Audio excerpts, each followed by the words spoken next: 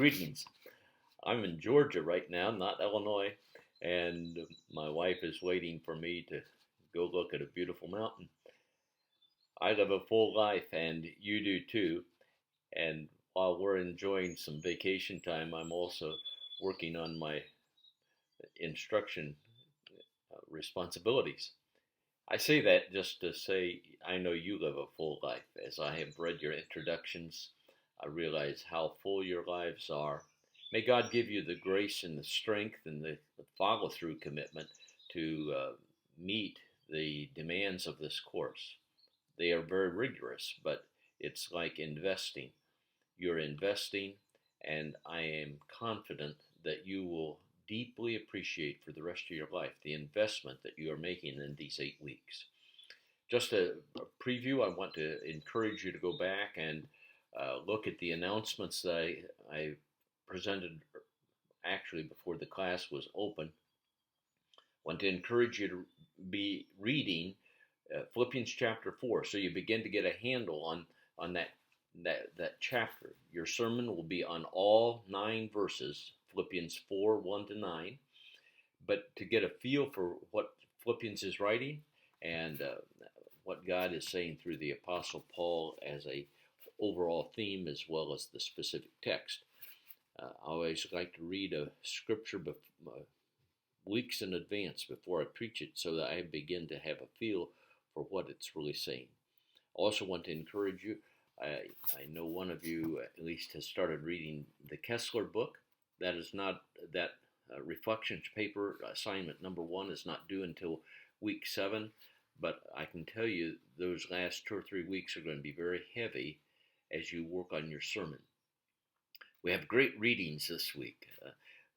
Chappell, The Priority of the Text, chapter 3, Robinson, chapter 3, Tools of the Trade, Chappell, chapter 5, The Process of Explanation, and Chappell, the appendix.